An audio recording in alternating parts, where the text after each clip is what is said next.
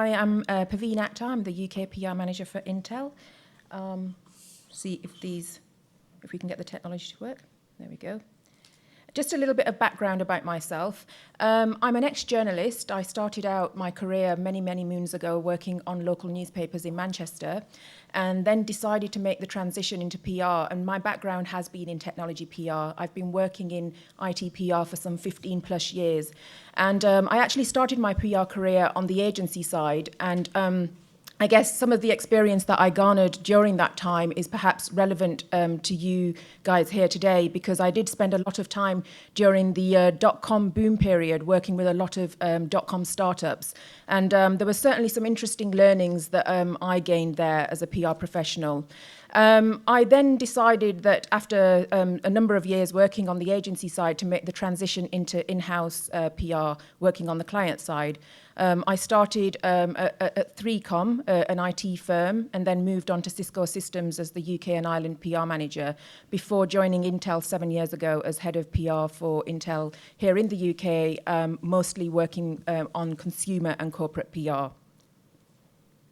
So I just wanted to start off, first of all, by giving you a quick insight as to what the industry believes PR is. So what is public relations? There is actually a Chartered Institute of Public Relations, and their view is that PR is all about basically managing the reputation of an organization. The result of what you do and what you say and what others say about you is absolutely crucial in terms of what your reputation is externally outside of the organization. Another sort of more concise, I would say, view of public relations as it appears on Wikipedia is that it's all about managing the flow of information between the individual, the organization, and its publics. And so there's a lot of different tools that are available within the PR armory, which I'll talk about later. But I feel that perhaps my role as PR manager for a firm like Intel, it's a combination of both. My role is to basically be an evangelist for Intel and also protect and manage the reputation of Intel. And I do that through making sure that the flow of information that comes from me to journalists who are one conduit in terms of speaking to the public, or actually now with the advent of social tools, you know, we as organizations have the opportunity to speak directly to our end users as well. So there's a huge amount of focus for me in terms of my role as PR manager for Intel, in terms of how I do the traditional PR and then also how I do PR in the modern, you know, social media world as well. So why is good communication important? As was the case during the dot-com boom, I think, you know, we are in a very congested business market. Over 270,000 businesses launch in the UK every year, and approximately 65% of those, unfortunately, don't make it past the second year. And again, you know, going back to my experience during the dot-com boom period, to be honest, I don't think there's a single one of those organizations that I helped to launch into the UK or EMEA market that actually still exists. A lot of those businesses at that time were very much focused around e-commerce platforms, selling into different, you know, areas of industry. And there was a huge amount of VC funding, I think, flying around at that time.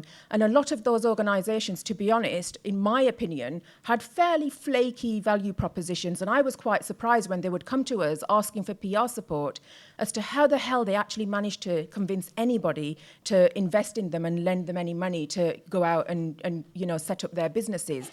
I think the market has changed, it has evolved. There's a lot more innovation happening, certainly in the IT industry, which is where my background is. But again, one thing that hasn't changed is the crowded nature of the market. I think there's a lot of innovation happening focused around, you know, social media, social platforms, and also apps. You know, lots of organizations popping up, developing cool and interesting apps that are looking to sell to consumers directly. And I think that one of the things that's really, really important, as was then and still now, is how you actually stand out from the crowd. It's absolutely critical, whether you're looking to seek new customers, whether you're looking to attract talent to your organization, or if you're looking to get investors on board and get some VC funding. So just to give you a little bit of detail about the media landscape, I mean, the media in the UK from when I started out 15, 16 years ago in PR has changed dramatically. in the dot-com boom times, I could pick up to the phone to the e-commerce correspondent of the FT and, pretty much manage to get them to speak to any joeblogs.com and they'd write about it because it was such a, whirlwind of an environment that we were working in at that time. Now, the market, from a media point of view, has evolved considerably. I think the economic downturn has had an impact on the media landscape. There's a lot fewer media. There's been consolidation. Online media has had a huge impact on some of the traditional print media. And also, consumers have become a lot more sophisticated in terms of where they actually go to in order to get their news. There's far fewer journalists, and even for a global organization like Intel, we face challenges every day when we speak to media. For you guys, as you're in the early stages of your businesses and setting them up and wanting to tell your stories, you need to figure out what your communication is and what your value proposition is. For an organization like Intel, outside of the news cycle, of new product announcements and launches, we also have to be thinking about that kind of thing. And also, we also face challenges in trying to get journalists to come out to an Intel event, whether it be, flying them to the US to the latest research and development day in our headquarters, or actually getting them to come to an event in London. Unless they feel that they're going to get a strong news story that they're going to be able to write about when they get back to their offices, they're very, very reluctant to come out. So having something interesting and different to say is an absolute prerequisite. It's not a nice to have. And so one of the most important things about communication for a startup is your value proposition, your elevator pitch. A short summary of what you do, whether it be a product or a service, that literally you can tell to anybody if you were to bump into them in an elevator, and they asked you, what is it that you do? Which firm do you work for? You need to be able to, in that very short elevator ride, be able to summarize in a couple of sentences your value proposition and do it very, very succinctly. So the 6 key aspects that you need to be thinking of is, first of all, who your audiences are and which market it is that your value proposition is being created for. And then the value experience or customer experience, and what does the market value most about that particular experience. And the offering, which products or services are you actually bringing into the market, and the benefits. That's something that's really important for you to be able to identify. And are there any alternatives? What's the differentiation? What makes you stand out from the other, company that's two doors down in Silicon Roundabout, in Shoreditch? You need to absolutely stand out from the crowd. And then you need to have some proof points. What evidence do you have in order to back up the claims that you're making about your particular value proposition? So this is an example, actually, of a real-life startup that our PR agency, Intel UK's PR agency, Hill & Knowlton, actually worked with quite recently. They're a Scandinavian startup called Company Book, and they're basically a social platform for small, medium enterprises. And they provide a relatively cheap proposition in that it's an online tool where you get access to SME information that's powered by a Dun & Bradstreet back-end engine. And it also allows you to have access to media monitoring tools and information as well, so that you can see, what are the hot topics that people in your industry are talking about at the moment, and also access to actual potential end customers. And this company, what's interesting about them, they are a Norwegian company. They've got some 2,000 customers already in Scandinavia, but they don't actually yet have any customers here in the UK. And this was a really interesting exercise for them to go through, not just from a point of view of trying to hone their value proposition to go out and speak to the media, but also actually trying to hone their value proposition in terms of actually going to speak to potential customers, because they hadn't yet quite figured out what the message was to a non-Scandinavian audience. And so they went through this process with the PR agency. I mean, interestingly, I was speaking to the director on the account this morning, and he said that this organization didn't perhaps do everything that was advised of them, and they still chose to go out and start speaking to the media probably a lot sooner than the agency had advised.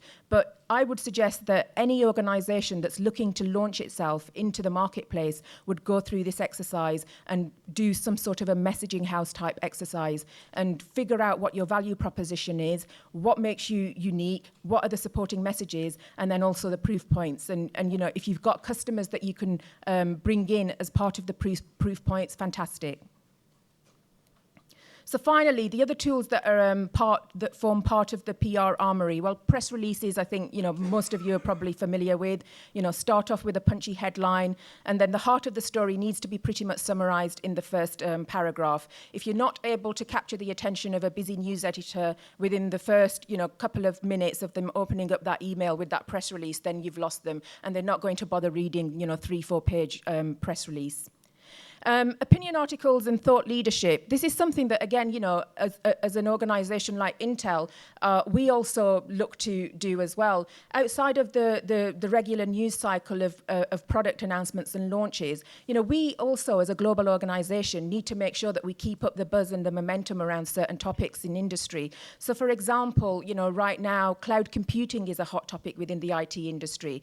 And I work very closely with key people that are subject matter experts on cloud computing in order to get them media trained and in order to position them as thought leaders in the industry, because that's something that's really important from a Intel organization perspective, and targeting the key media that we want our end customers to read and actually influence through. And this is a tool that I think a lot of organizations, perhaps when you haven't got a huge number of customers to draw upon, think about maybe looking at opinion articles and issues and comment. Have an opinion, have something interesting to say, and don't be concerned about being controversial as well, because that will also garner you headlines. And also, building relationships with key media as well. And then finally, market research. This is something, again, outside of a regular news cycle that a lot of, I think, established organizations look to do. And I think for, some of you guys who are perhaps, not yet well established, who are startups, who perhaps don't have any customers to talk about, maybe look at engaging with an external agency to develop some market research and, a fairly decent sample size. I would suggest that in order to get media interest, you need to have a sample size of at least 1,000 people, and use that research in order to go out and speak to media. But again, before you part with any money in terms of engaging with an external market research agency, I would advise, first of all, think about what's the headline. What is the ideal headline that you would like your brand and organization to be associated with? And then work your way backwards. Work with the research agency to then figure out what the questions are that will help you to get the headlines that you want to achieve. And then once you've gone through that process and you've gotten the data back, that's when you actually, digest all of that data and develop a press release that allows you to go out and speak to media. So that is it from me, and I guess I will hand over to Sally.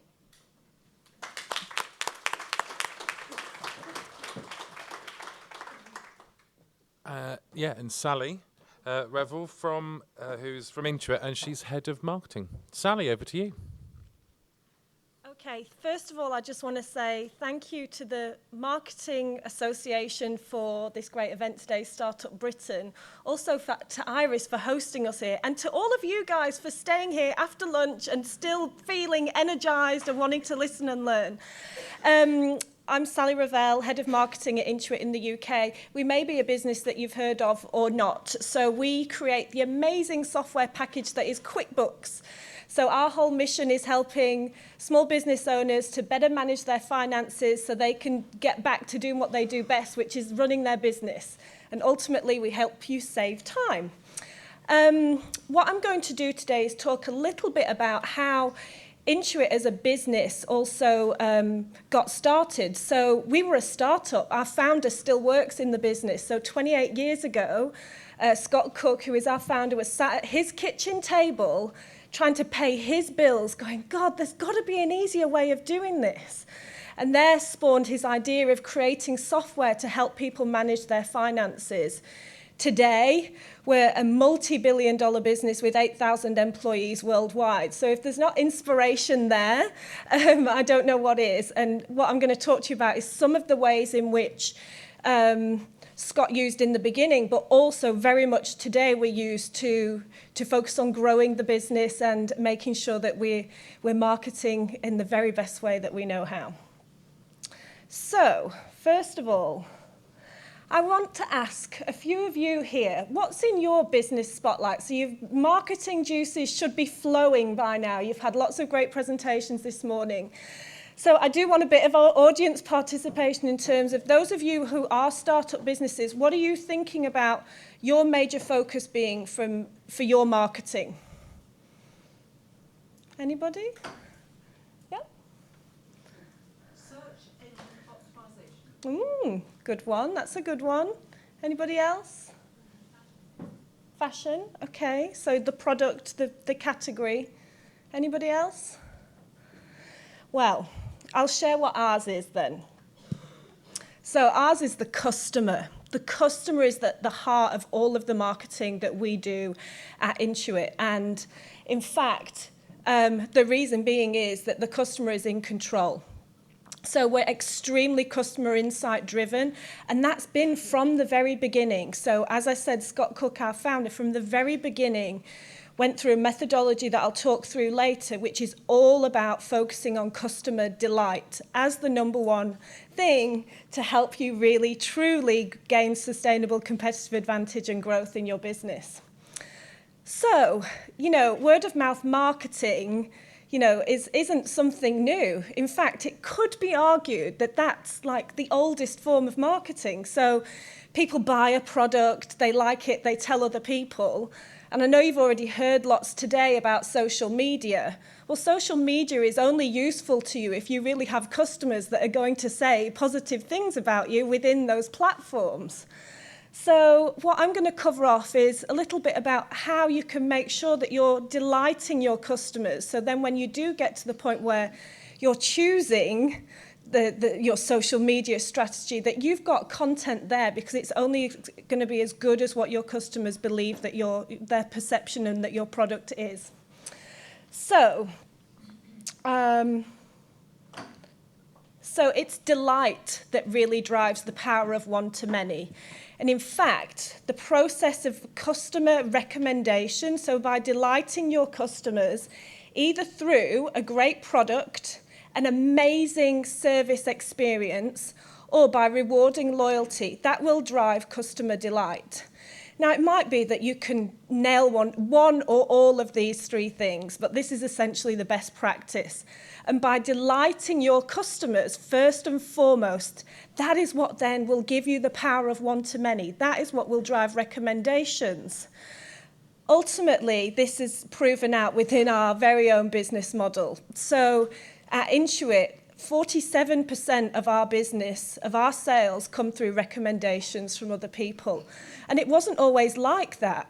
When we first started out, and actually the focus is on both accountants, because we sell a product that helps you manage your finances, and also on the end user. And when we first started out, it wasn't always like that. So the accountants didn't like the product because it took something away from them. But the customers loved it, and it was the customers that were able to pull in our other key influencers to help us really get a massive multiplication on that recommendation. And recent studies from the Word of Mouth Marketing Association shows that referral and recommendation marketing is 3 times more effective than any of the traditional methods. So if you can really nail having this customer delight model in place, which leads them to proactively start recommending to others, as a startup business with really limited marketing funds, you're already onto a winner, because it becomes a self-fulfilling prophecy. And believe it or not, this can all be underpinned by data. True data-driven and insight-driven marketing. And I'll show you a little bit more how. So again, as a business, and again sharing as a business that was a startup and has evolved now into a larger business, we are totally insight-driven, and we applied 2 core capabilities. The first one being customer-driven innovation. So this is kind of taking marketing upstream. I'm not talking about like the advertising you're going to do to the customers. I'm talking about you getting the right product from the very start, the right proposition that creates a viable business for you. So you find an important customer problem that you can solve and build durable competitive advantage. But how do you really do that? So our signature way of doing this, and this is something any of you can do. There is no reason for anybody to launch a business or launch a product without having some of this information, is we do what's called Follow Me Home. So every single year, we spend over 10,000 hours in the environment of our customers. So some of you one day, if you are one of our customers, might be lucky enough to spend some time with some of our teams. We literally, in the case of our small business customers, we go to their business. We watch how they do work, how they do their books, how they operate in their natural environment. This isn't about focus groups or massive market research studies. This is about immersing yourself in the environment of where your customer is. And there's nothing richer than that to really get the insights that you need to build your idea or to round out your idea further than what you already have. So then we also run what's called Design for Delight. So this is a process, once you've got that deep customer empathy, you know what customers are looking for, you've got lots of ideas, and basically you narrow those down using a process of experimentation. So I don't know how many of you here have heard of lean experimentation or the lean startup, but essentially this is the process that we use and have used for many years to make sure that we're launching the things that are the most viable. So with very, very little investment up front. I'll talk more about that in a moment. And essentially, how we deliver that, how we measure all of that we are creating products that delight customers, that they will then recommend, is through what we call love metrics. So it sounds like all corporate-y, doesn't it? But in fact, it's really meaningful. So does what we've launched or what we're talking about deliver on the benefit of what the customer's looking for? Are they actively using it, or do you have people who are actively trying to purchase this product? And are they proactively recommending? And it's those three things that mean that you've got something, you've really hit that sweet spot of something that's really successful. So here's the science bit. That might have already felt quite sciencey, actually. We're very kind of model and data-driven. But again, just a bit of audience participation. How many of you would like to eliminate uncertainty from your startup business? Yeah, sounds good, doesn't it? Work smarter, not harder. Yeah? And validate what you think you know. A few less hands there. Well, a way to do this is using the lean startup methodology. And it basically is this process flow that you go through where you have the idea, you build what's called the minimum viable product.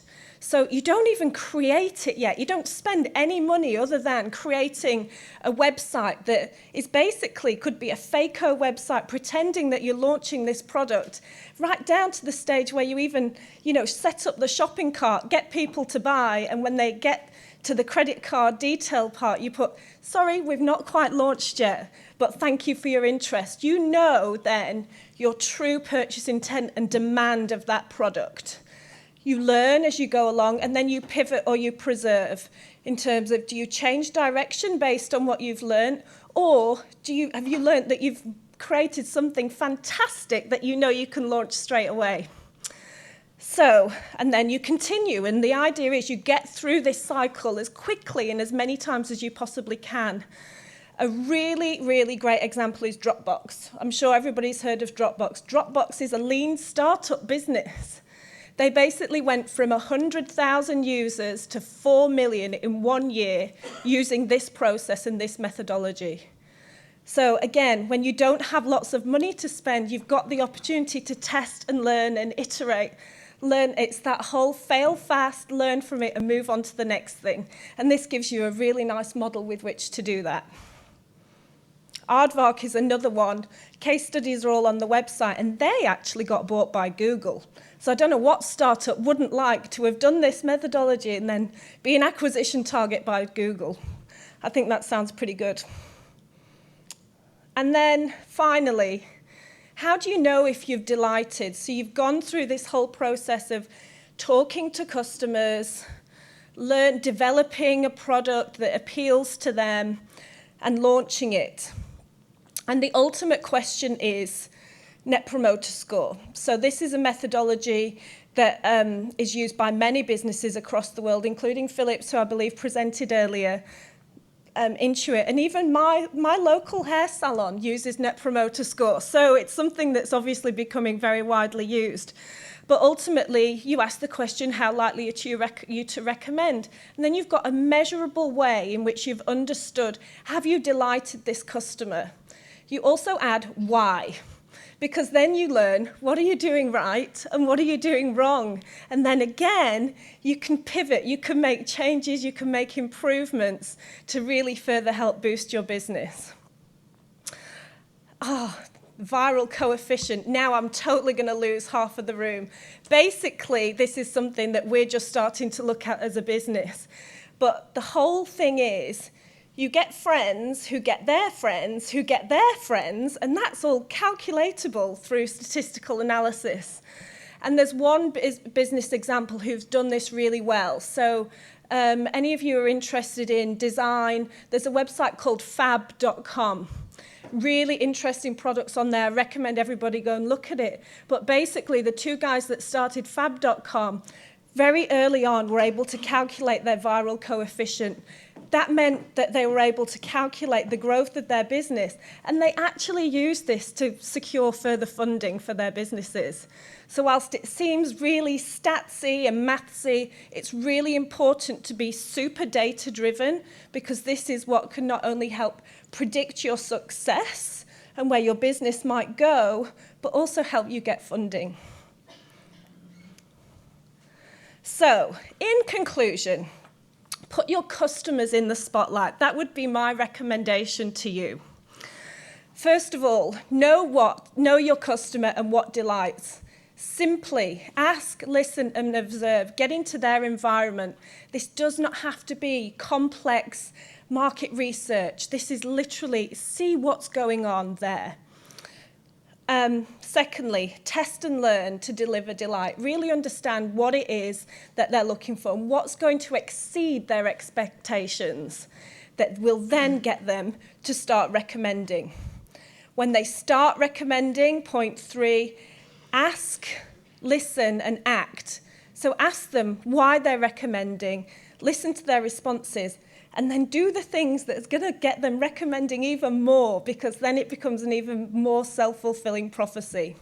And you can do that through really simple feedback surveys. Again, nothing really sophisticated. These are things that are available to everybody in this room.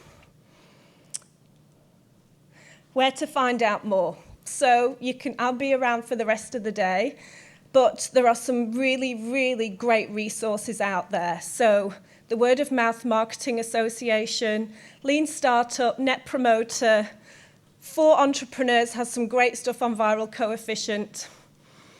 Amazing reading for everybody, and I hope that you found this useful. Thank you.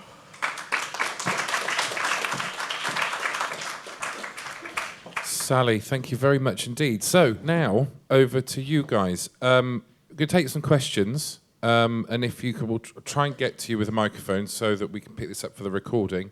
And if we can do, if we could see your name, perhaps your company, and then pose your question. And also, I'm just really, really chuffed. I have to say again a big thank you to you all, because we've been top 3 all day trending in Twitter. We're number 2 at the moment. The Shire's beating us. But there's more people interested in this than there is in G4S Olympics. Who'd have thought it? So, questions. Anybody with a question? I'll come over this side. Anybody with a question? You, sir. Let me come to you. Hello, I'm Andrew Simpson. It may be irrelevant if your company did not run some television advertising recently. Did you? Oh, yes, we did. Oh, good. Okay. What was the purpose of that, please? The purpose of that was direct response marketing. So we were, it was actually a test that we were doing. So in the spirit of rapid experimentation, we'd never run TV advertising before, and we were testing to see, in combination with our online and radio advertising, how that would work for us. Okay. Can you comment on how it worked for you? it wasn't something that actually works very well for us. So we learnt that TV advertising is not where we should be focusing our investments. Okay. Hello, my name is Briar Scudamore, and I run a company called Auto.biography, a whole new word, because I couldn't buy This Is Your Life. I wanted to know, do you incentivise your delighted customers to recommend as well? So do you give them, £50 or anything like that to recommend? And why not? No, we don't currently. So I guess our customers fit into two brackets. So we have our accountants who are our customers, and what we actually have for accountants is almost like a brand evangelist program. They're part of a pro advisor program where they do somewhat get special incentives in terms of the package of products that's available to them at a very special price. Also, they get training, education, and a discount that they can pass on to their customers. So I guess it's kind of an incentive, but the insight with accountants is that they want to be the hero. Their customers are coming to them for advice and information, and that what we can provide to them is the information with which for them to make a really well-informed recommendation as to why our product is right for them. So that's accountants. For consumers, no, we don't currently offer any incentives for recommendation. It's all based on the organic flow. Perveen, actually, can I ask you a question? One of the things that came out from the two companies that won the Marketing for Startup Britain competition last year was that very much what they did on PR was about themselves as individuals behind their startup. How important is that, and how long do you keep that going before it actually becomes something possibly you need to rethink and draw back and make it more about the brand? So individual versus brand, where's the balance and how does that work? I think in the early stages of an organisation, when you're a startup with perhaps very few customers to draw upon in order to tell your story, then I think that actually utilising, a chairman, a CEO, a founder member, and some personal insights and interesting stories around that individual actually are something that goes down really, really well with media. And I think that once you've perhaps established your brand somewhat, and once you've actually got some customers that you can draw upon, then I think you kind of try and tame down the focus from an individual and the individual story, and then make it much more about the customers, because ultimately it's about a business and growing a business, and personal stories are absolutely essential, I think, depending on which media you're talking to. But I think once you've actually got customers that you can call upon to tell your story and evangelize on your behalf, then I think the shift should be that you don't have the focus on one individual. Any more questions? I'll come to you in just a second. Hello, Stuart Shuttle again. Sally, being a Quicken user for years, Oh, right. what's actually happened to the personal business model which delights customers, which you're now not providing in the UK? Are you going forward with any other product? Because especially with all these new businesses that are starting up at the table, you've got a fantastic opportunity because there's nothing there. Yeah, I think that's a really good question, actually. And one of the insights from our journey is that we started as a business. It was founded on Quicken, which is personal finance management. What we found was that many people were using a personal finance management package to manage their business. That's why we created QuickBooks, which is focused purely on software for managing your business. So from 0 to 100 employees, you're able to manage your business on that. We did withdraw Quicken from the UK market in 2006, but we continue to have a really solid proposition for small businesses. So that's a choice we made as a company about whether we're focusing on mass consumers or really within what we've established as our sweet spot as small business, and I guess that's startup and upwards. So I'm not sure if that answers your question fully. No, I think the problem is a lot of small businesses. I'm an advisor with the Prince's Trust. Is that a lot of people start a business, and your product was absolutely fantastic for that. Took them from a spreadsheet type side to a business. Now there's nothing in the marketplace. And to delight your customers and potential customers, you need to go back perhaps to go forward, especially with the growth of small businesses? I think it's a really good point, and in fact a test that we're running right now is with an app-based product, which is to do exactly that, transition from spreadsheets into a software package. So I guess the first level, which is called My Biz Tracker, it's free to download. Everybody can download that, and you can already start doing really simple cash flow management and cash flow tracking for your business right now. It's free. It's free to download, and I think what we're doing is designing products that are more set up for business, rather than encouraging the usage of a product that's really designed for managing your household finances. So that's really where we're focusing on, to make sure that we're creating products that are fit for purpose. Hello, my name is Marie Kez. One of the examples you gave of market research, I would say, was to build a fake website and get them all the way to the till. Wouldn't that have a negative effect on their experience? Because, you know, when you do launch, they might think, well, I'm not going to them again. Well, it all depends on how you execute it. I love that question, because this, for me, I've been with Intuit for 1.5 years. Previously, I was with Philips, and big corporate to another corporate, but one that's very, very dynamic in its thinking. And this was a real challenge for me. I'm like, how can we go launching things that don't really exist? Like, what's going to be the issue there? That feels really challenging to me from a marketeer's perspective. There are a couple of ways you can approach it. Well, number one, it's a good problem to have if people are contacting you to complain because they want the product that you've got to sell them so much that they're then going to get upset about it. You know you're onto a winner right there. Number one. Number two, how we do it as a business is we don't launch under the brand that we're actually going, you know, our own brand that we're going to market with. So very recently we had a test in the market for a new product that will launch later on this year. That was the product, it looked like it felt like it, the same pricing proposition, but we branded it completely different look and feel. Any other questions?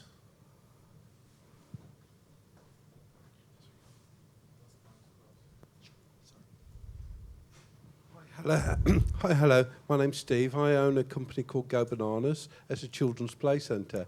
We've got hundreds of really, really good reviews, which we had through the best of. You join the best of. But I feel, you know, in much respect, we've added to the best of's reputation, which is good. But it should have perhaps been better if we'd have done our own recommendations on our own recommendation sheet and, you know, let the best of Lichfield piggyback off us rather than the other way around. Would you agree with that? Do you want to take that one? So I think perhaps that, you know, you've actually got a perfect example there of where perhaps you should have taken the leadership around some PR and actually done your own PR rather than allowing somebody else to piggyback on you as an organisation. And I think that's been a learning for you. And I don't think it's too late now, to be honest. You know, if you feel that you've got a value proposition that's getting recommendations from people externally, actually use them as a case study. Get them to be an evangelist on your behalf. Put out a press release that talks about you as an organisation and the fact that you've got an independent third-party organisation that's prepared to talk about you and recommend you. I think you're a perfect example of actually where PR would really help you. Okay, thank you. Just to build on that, I think it's that combination of there's nothing. I think your recommendations also need to be credible. So if they come from a third party, so for us, our ultimate is to have great reviews on Amazon because that's real customers who've given real feedback. You can combine that with your own program as well and leverage everything together. So when I talk about us getting recommendations, that's not just within our own environment. To us, it's much more important that it's actually with those third parties because then that's credible and real. Any other questions? Right, we'll just get a microphone over to you on that side.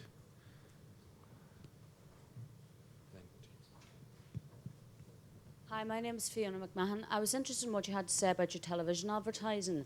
You said that it didn't work at all. What I want to know is, did you get any benefit from it? Was it a complete disaster? Given that, I mean, you've said that it was just the first time you'd used it, so obviously people weren't used to you being on TV. Yeah, I think, it was a small test that we did, so really, really small investment. I wouldn't say it was a complete disaster. Of course, we have learnings from it. So it's the whole fail fast, learn from it, how will we move on? There are several different elements that contribute to that. Did we have the, real killer messaging? How can we affect, now pivot on the message slightly to make it more engaging?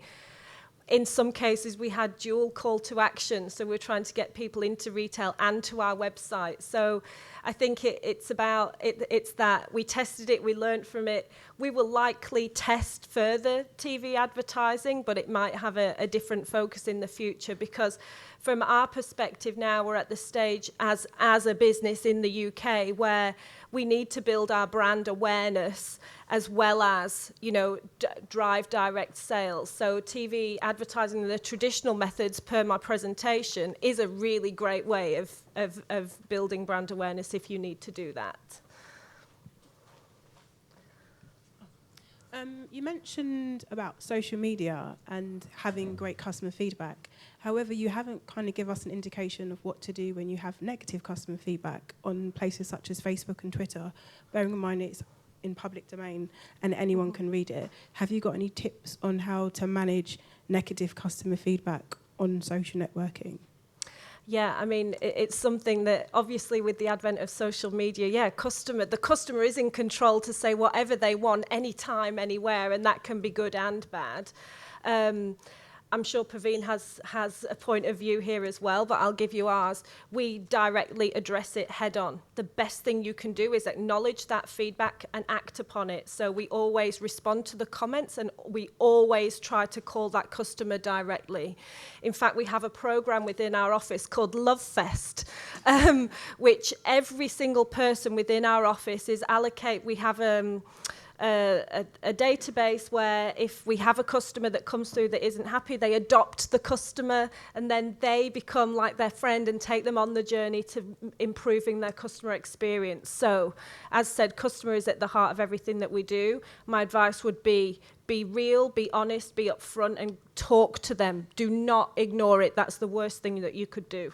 I totally agree there with Sally. As part of my role working for Intel in the UK, I'm also responsible actually for Intel's UK Facebook presence.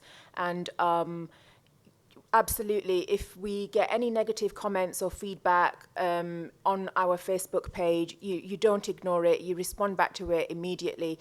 Sometimes you get, dare I say, smart arses who just for the sake of it want to post random comments. So obviously our biggest competition in the processor industry is AMD. Some people will just go on our Facebook page and post random comments about we prefer AMD. And people like that, you just ignore them, because they are waiting for you to comment back and then create a bigger story or a bigger, focus. So if it's just people who are making random comments that perhaps, you don't necessarily like, but by engaging in a conversation with them, perhaps you're going to make the situation worse, just ignore them. But if it's people who are making comments about your product or service or your organization that you feel strongly that you have to, push back and give a point of view or a comment to, then absolutely you should be doing that. You touched on the fact that Intuit is running sub-brands in the UK. Did I understand that correctly? And if so, what are the lessons for an organisation that's known for one brand bringing other sub-brands that are going to be more dominant over the time? Oh, that's a good question. Well, Intuit is our parent brand, and really isn't known in the UK, so very low brand awareness. Our main product and our main brand is QuickBooks. That's all that we have in our portfolio right now, and 2 different products, QuickBooks Online, 30-day free trial if anybody would like to try it, and QuickBooks Desktop. I would say you need to make a choice kind of early on as to it's this old adage of whether you're going to be a branded house or a house of brands, and then what you're going to invest in. I think we're at, as a startup business, I mean, it really all depends on your vision, actually, and where you think you're going to take the business. But you need to be single-minded and invest in one area. So right now, for us, we're investing in a major way, more majorly within QuickBooks, and then we do some PR and corporate PR and advertising around our Intuit brand, because that's what matters from an investor's perspective. So it's really kind of trying to balance the both. So your marketing tactics would likely focus very much on the product or service that you're selling. And then really I guess, from a corporate perspective, you'd focus on that master brand. Just the... Yep. Time for one more question. Thank you. I'm Charlotte from an organisation called Girls. I wondered, how do you deal with a situation where your sort of target audience, so teenage girls in this instance, when they see you, they say what you're delivering is fantastic, but to actually get them to tweet about it or write on Facebook about it is a bit difficult. I don't know if it's a fear of being the first person to do it, but there almost seems to be a, if 10 other girls aren't talking about it, I don't want to, but should I see them, I'll say, I really like what you're doing. And then also on the flip side, the people that are sort of promoting what we're doing and saying that they're really happy with the service are teachers, for instance, who, when they tweet about you, it might make the teenagers think, oh, they're not very cool. Yeah, so Yeah. how do you deal with... I would suggest that you should start following as part of your social strategy. So if Twitter is something that's really important to you, when any organisation, when you set up a Twitter account, look at the people that you want to try and influence and start following them, and look at what it is that they're tweeting about and have an opinion. And, if they post a comment or a tweet or what have you, respond back with your view and your opinion. And that's a good way of you starting to have a voice and, going outside of traditional PR and trying to get some thought leadership going, but using some of the new social tools that are available to you as part of the marketing armory and start following the people that you think are going to help you to make contact with ultimately the end customers that you want to sell to, and start, retweeting some of their comments or actually posting comments in reply to something that they've said, and that will help you to grow your Twitter following and help you to grow your footprint in what is probably a very crowded market. Great, thank you very much. So, Perveen, Sally, thank you both very, very much indeed. Round of applause.